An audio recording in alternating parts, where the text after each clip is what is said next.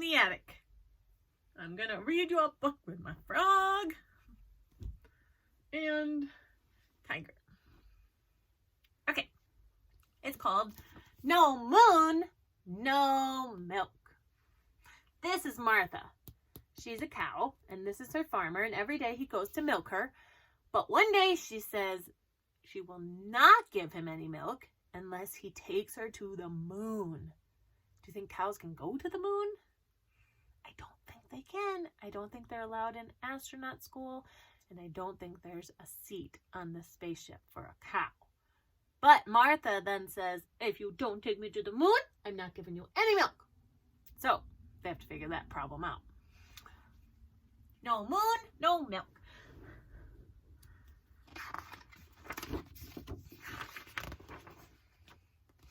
See, Martha's upset.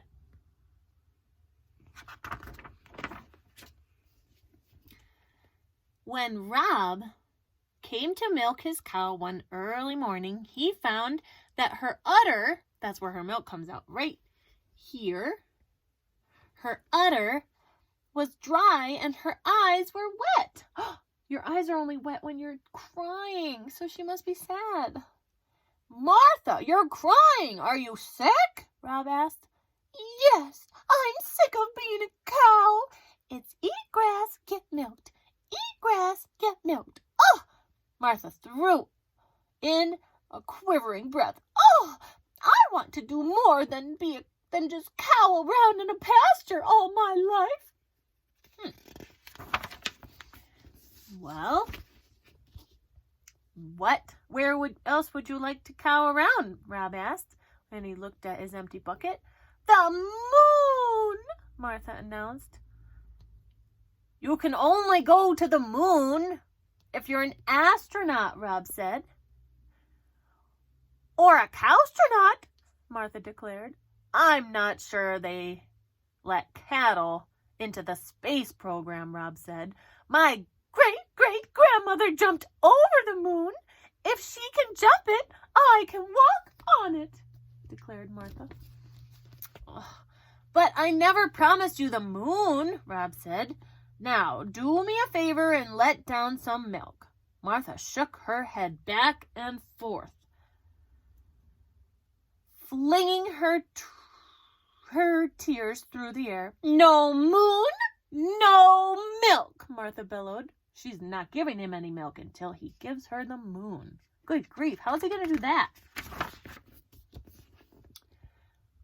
But Rob knew that there was no way to take Martha to the moon, so he took her to Venice Beach in Southern California instead. How did he get her there? Good grief. Hang 10, Martha, Rob shouted. Did you know that there's not a drop of water for surfing on the moon? Cows don't surf, Martha said.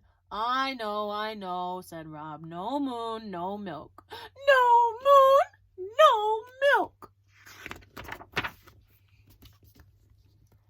But Rob knew there was no way to take Martha to the moon, so he took her to the Crater Lake National Park in Oregon instead. That looks like fun. She's on the bus. Ha! Look, Martha, a real crater, Rob said. I'll bet craters on the moon are much more mysterious, Martha grumbled. But Martha, a cow won't fit into a space capsule, Rob cried. No moon, no milk, replied Martha.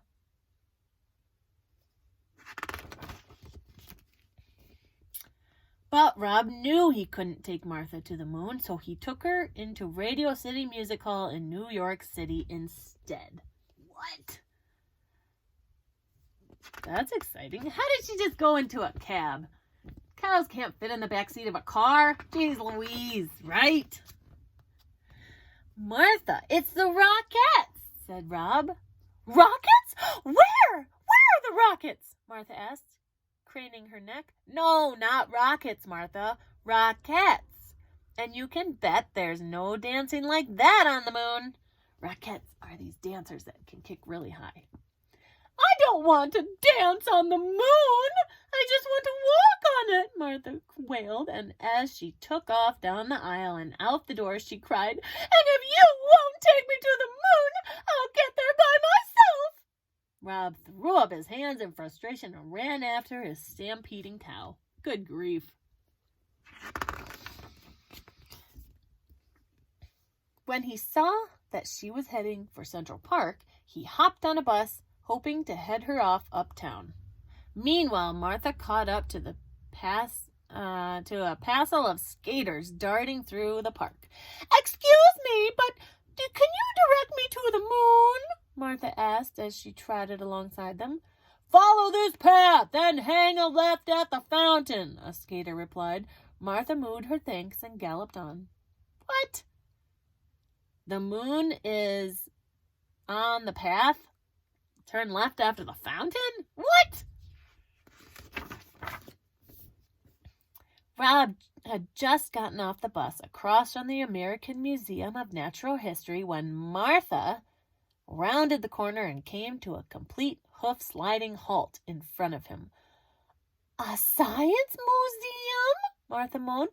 "What on earth can a cow do in a science museum?" "There's a replica of the lunar surface you can walk on," Rob offered. Martha was already across the street and through the front door of the museum before Rob finished his sentence.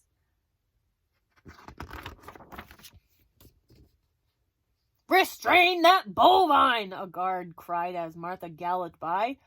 "I hope this works," Rob said to himself as he borrowed a space helmet from a display case and ran after his cow.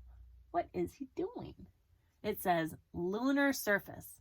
That means the surface of the moon, even though it's not the real moon, they made a replica of it, so it looks just like it. So Martha can feel like she's on the moon even though she's not. Meanwhile, wait a minute, this is not the moon. Meanwhile, Martha had lost the guard in the domesticated animals exhibit. "I swear I saw that cow run through here," the guard exclaimed to the curious onlookers. "Do you see Martha?" "Ah! She's right there." He can't find her? That's so silly.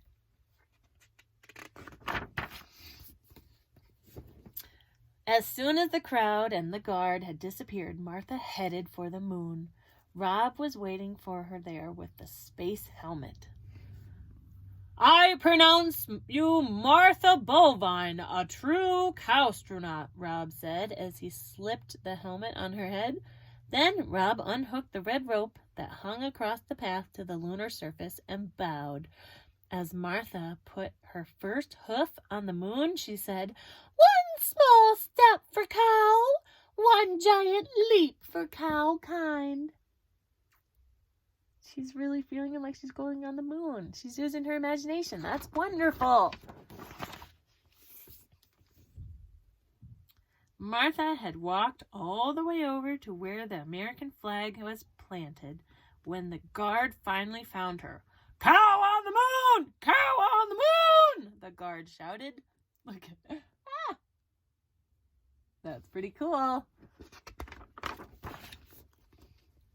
"Back to Earth, Martha!" Rob yelled, and they both ran through the museum and out the back exit, leaving the breathless guard far behind.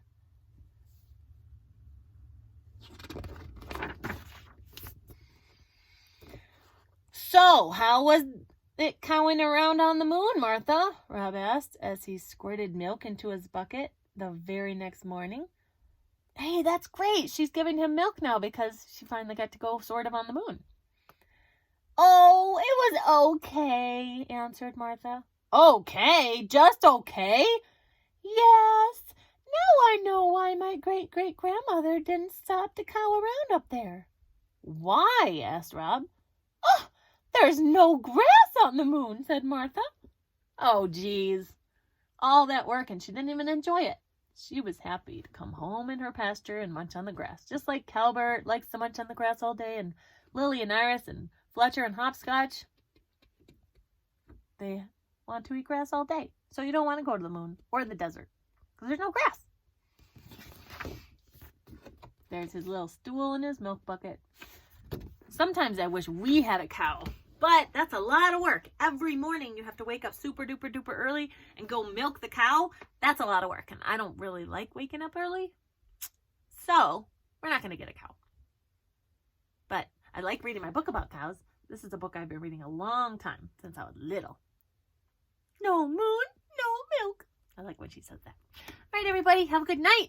I'll see you sometime soon. I won't be doing any more videos for a little while, so I can just have adventures with my family. But maybe we can do a little video chat sometime, or maybe this virus will go away soon and we can go back to school. Miss you. Love you. Bye.